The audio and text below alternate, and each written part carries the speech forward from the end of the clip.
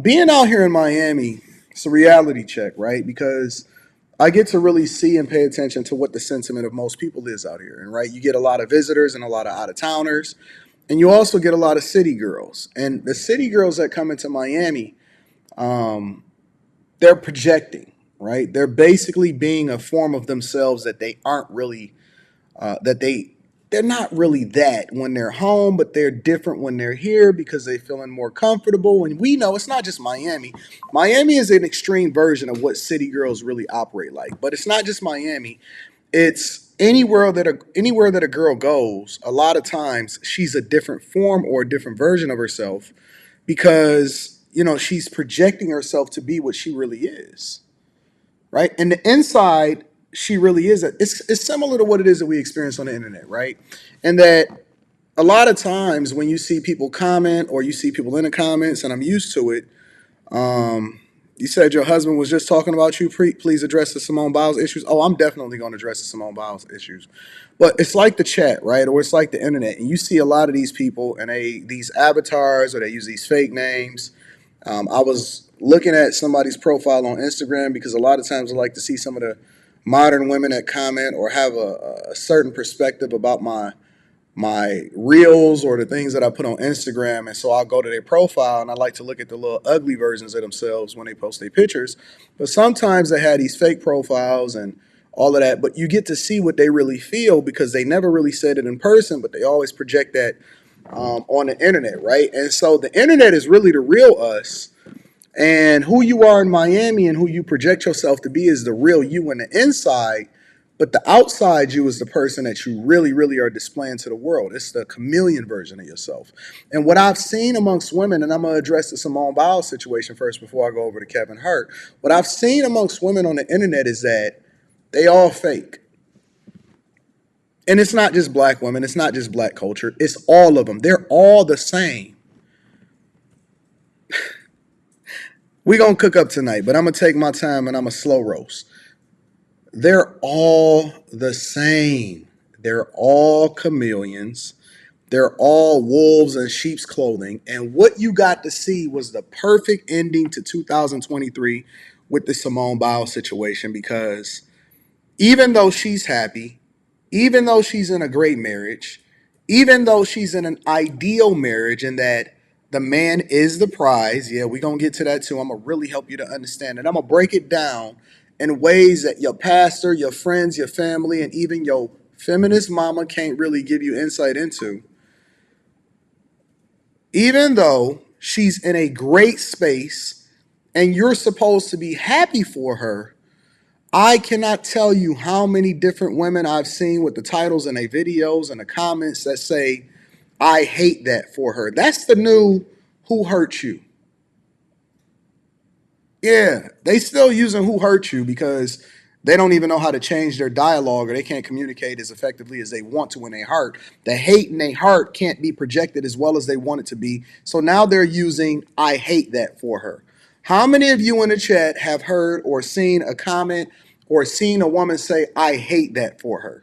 Not just as it relates to Simone Biles, but in general. They now say, I hate that for her. What do you hate for her?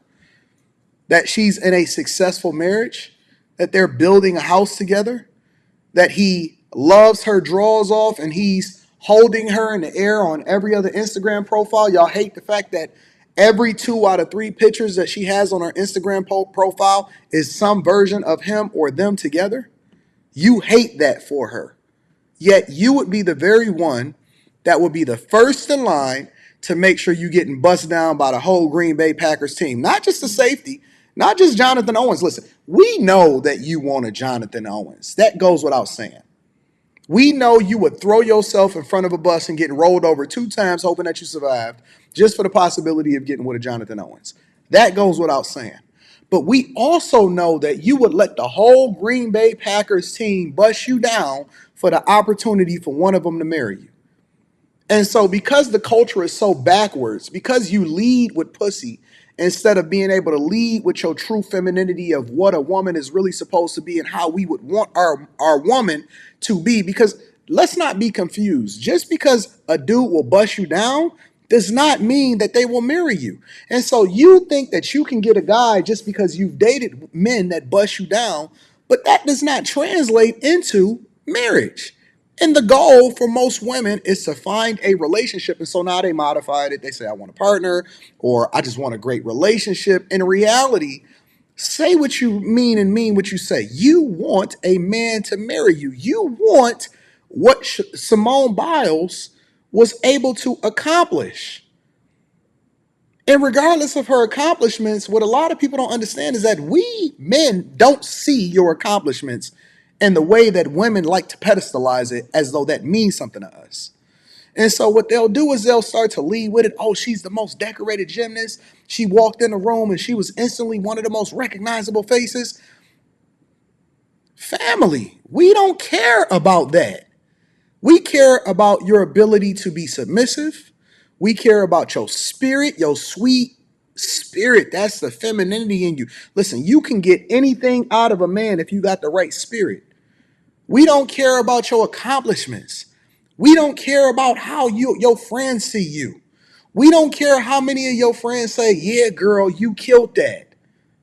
We don't care about none of that. That's why we don't even care about you hanging with them same hoes from the hood. And more than likely, we choose you based off of the company that you keep. That's one of the red flags that we identify. And so a lot of y'all are hanging around toxic women that will take your man from you if you had the opportunity to do so. And you don't even realize that we already have identified you as a red flag just based off of the company that you keep. So if you hang around a bunch of hoes, do you think that we think that you gonna be the difference maker and you the only one that's the sober driver every single day to get them back home? Just curious. You the only one sober to make sure that you're getting all of your homegirls back home.